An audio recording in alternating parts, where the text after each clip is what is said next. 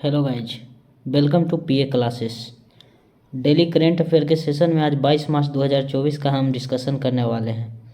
इस current affair के session में हमने मोस्ट इम्पॉर्टेंट क्वेश्चन जो कि 10, 12, 15 जितने भी बनते हैं उसे शामिल करते हैं।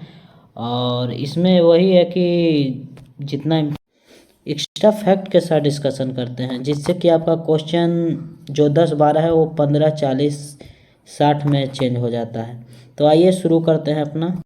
तो आज का हमारा पहला क्वेश्चन है, विश्व वायु गुणवत्ता रिपोर्ट 2023 किस संगठन द्वारा प्रकाशित किया जाता है। अगर आपको याद हो तो मैं बता दूं कि पिछले दिन हमने वायु गुणवत्ता के रिपोर्ट पे जो टॉप किया था, हमारा राजधानी सबसे प्रदूषित शहर के रूप में आया था उभर के। हमारा देश का रैंक तीसरा था, बांग्लादेश, पाकिस्तान और उसके बाद अपना इंडिया का रैंक आया था पूरे देश में। और सबसे ज़्यादा महानगरीय क्षेत्र में बेगूसराय आया था। लेकिन अब यहाँ क्वेश्चन है कि विश्व वायु गुणवत्ता रिपोर्ट आखिर जारी कौन करता है। तो ये जारी करता है स्विस ऑर्गेनाइजेशन, जो कि IQAir करता है। अगर इसमें दो अदर ऑप्शन की चर्चा करें तो इसमें WHO, जो कि WHO हाल ही में south African country Cape Verde को मलेरिया मुक्त घोषित किया है। तो ये है। और यहाँ पर UNEP की देखें तो इसकी हाल फिलहाल की बैठक हुई है नैरोबी में। और UNDP की बात करें तो ये हमारा ह्यूमन डेवलपमेंट HDI का रिपोर्ट प्रस्तुत करता है। तो आइए चलते हैं नेक्स्ट क्वेश्चन में। नेक्स्ट क्वेश्चन है हमारा, हाल ही के किस राज्य में मिशन 414 अभियान शुरू किया गया है। तो आपको बता दें कि मिशन 414 अभियान, जो कि कम क्षेत्र वाले जहां पर वोट 60% से कम पड़ा है, उसके लिए निर्वाचन आयोग का एक पहल है। मिशन 414 के तहत वहां जागरूकता बढ़ाए, शिक्षित करे लोगों की, ताकि वोट की अहमियत समझें। इसके लिए ये किया गया है। तो इसका किया है मिशन 414 को आप ध्यान में रखें कि इसका हिमाचल प्रदेश के द्वारा ये स्टार्ट किया गया है, हिमाचल प्रदेश में। और इसमें अदर ऑप्शन की अगर हम बात करें तो अदर ऑप्शन में इसमें हरियाणा है। हरियाणा की बात करें तो हरियाणा में अभी हाल फिलहाल में विजय हजारे ट्रॉफी जीता है। महाराष्ट्र है, जो कि अभी कश्मीर में आगे चर्चा करेंगे हम महाराष्ट्र के बारे में। और यहाँ आया है उत्तर प्रदेश। तो उत्तर प्रदेश में आपको याद होगा कि यहाँ का योगी आदित्यनाथ, आनंदीबेन पटेल हैं, पीलीभीत, अमनगढ़, ये सब आता है। इसका वाइल्ड लाइफ है राष्ट्रीय उद्यान। चलिए चलते हैं अगले क्वेश्चन पे। अगला क्वेश्चन है, हाल ही में वर्ल्ड बिलियर्ड म्यूजियम के हॉल ऑफ फेम में किसे शामिल किया गया। तो वर्ल्ड बिलियर्ड्स का तो जानते हैं कि बिलियर्ड्स का एक भारतीय मात्र खिलाड़ी हैं, जो कि पंकज, और भी हैं लेकिन फेमस जो हैं वो पंकज अडवाणी ही हैं। तो पंकज अडवाणी हमारे वर्ल्ड बिलियर्ड्स के हॉल ऑफ फेम में शामिल हुए हैं। और अदर ऑप्शन की बात करें तो टाइगर वुड्स, जो कि एक गोल्फर है, USA के गोल्फर हैं, और इनको 2022 में शामिल किया गया था हॉल ऑफ फेम में। और डायना एडोल्जी की बात करें तो ये ICIC की इंडिया की पहली वोमेन है जिन्हें ICIC के हॉल ऑफ फेम में शामिल किया गया है। और लिएंडर पेस टेनिस से संबंधित डायरेक्ट क्वेश्चन पूछ देता है कि लिएंडर पेस किस खेल से संबंधित है। तो ध्यान दीजिए, लिएंडर पेस जो है वो ये भी हॉल ऑफ फेम में शामिल हुए हैं, लेकिन ये टेनिस के हॉल ऑफ फेम में शामिल हुए हैं, ना कि अच्छी में। तो आइए चलते हैं फिर अगले क्वेश्चन के बारे में जानते हैं क्या है अगला क्वेश्चन। तो अगला क्वेश्चन है हमारा, भारतीय मूल के लियो ब्राडकर किस देश के प्रधानमंत्री थे जिन्होंने हाल ही में इस्तीफा दे दिया है। लियो ब्राडकर, जो कि भारतीय मूल के थे, आखिर कहाँ के प्रधानमंत्री थे। तो वो थे आयरलैंड के प्रधानमंत्री। आयरलैंड के प्रधानमंत्री से इस्तीफा पद से दे दिए हैं। और इसकी आयरलैंड वही आयरलैंड जहाँ से हमारा संविधान में DPSP लाया गया है। और जो मनोनयन करते हैं, राष्ट्रपति मनोनयन करते हैं 12 सदस्यों का, वो भी वहीं से लिया गया है।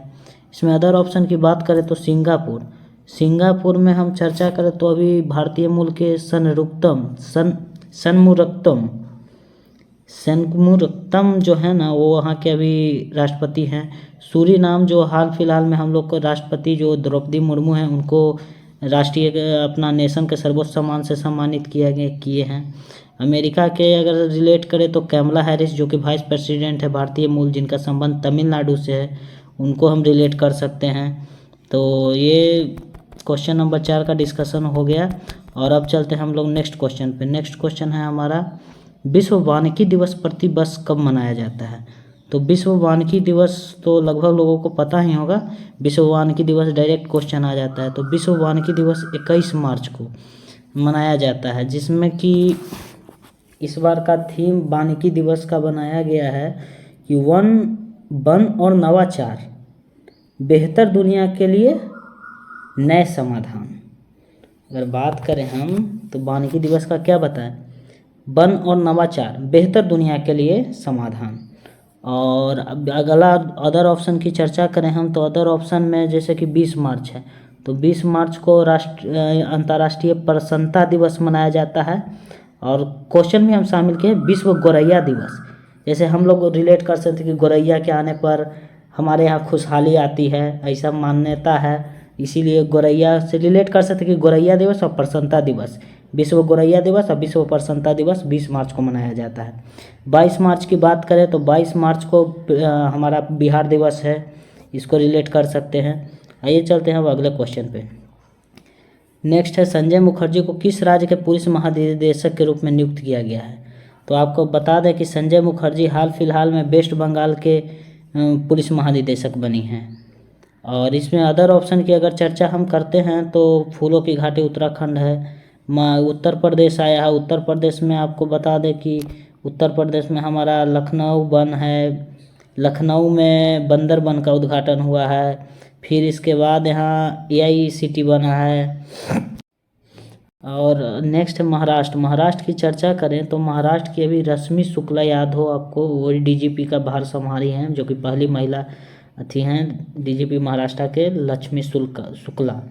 और महाराष्ट्र वो स्टेट है जो कि सबसे ज़्यादा FDI महाराष्ट्र को ही प्राप्त हुआ था।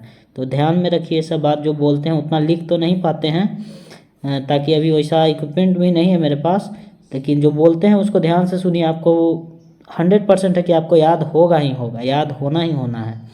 तो चलिए अगले क्वेश्चन पे चलते हैं।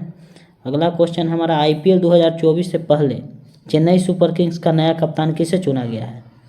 तो आप फोटो में भी देख सकते हैं कि हमारे ऋतु गायकवाड़ जी हैं, जो CSK के कप्तान चुने गए हैं।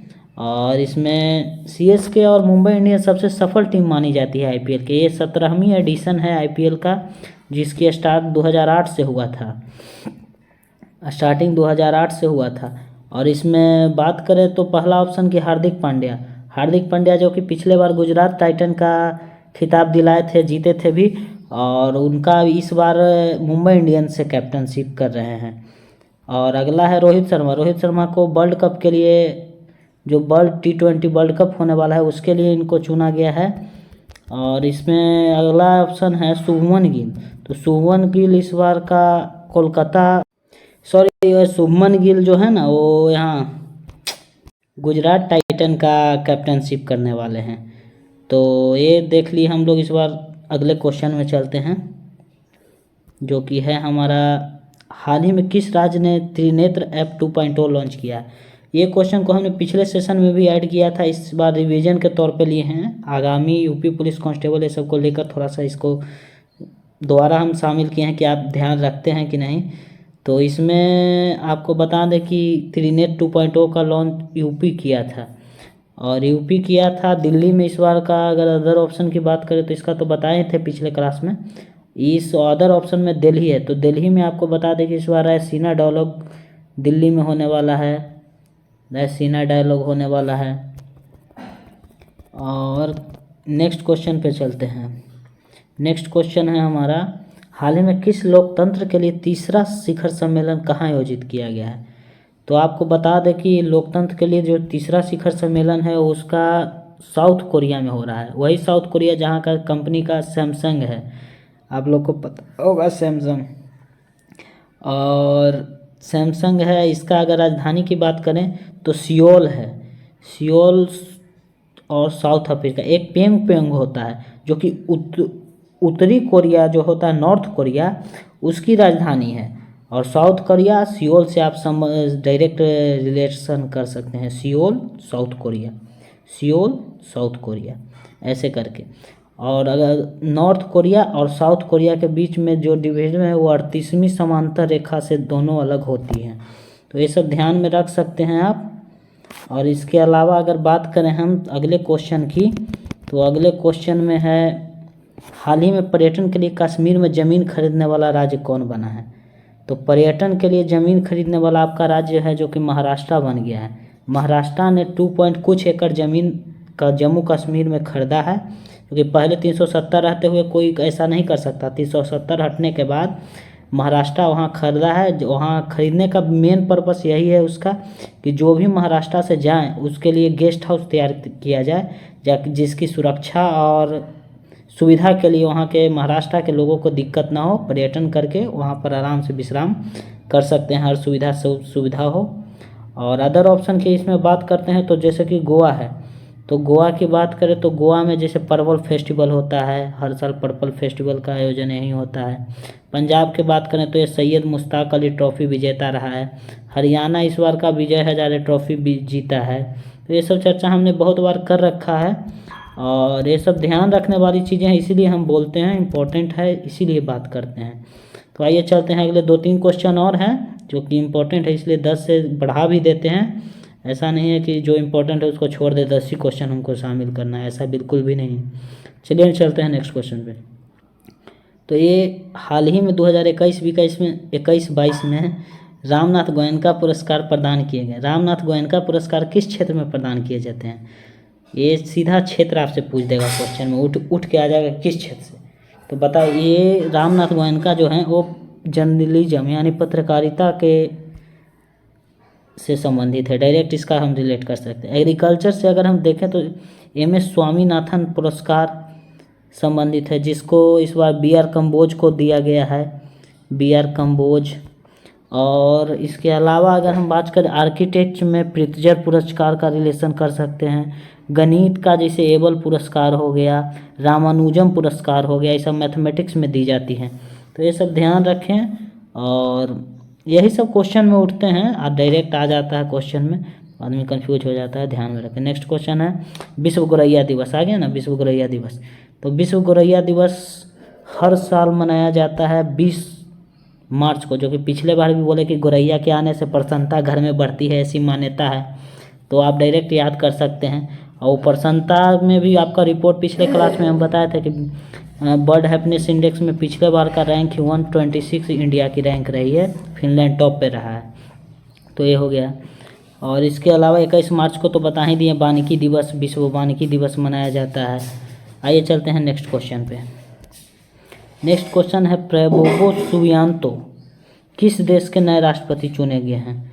तो प्रबोवो सुबियांतो अभी इंडोनेशिया के राष्ट्रपति के रूप में चुने गए हैं।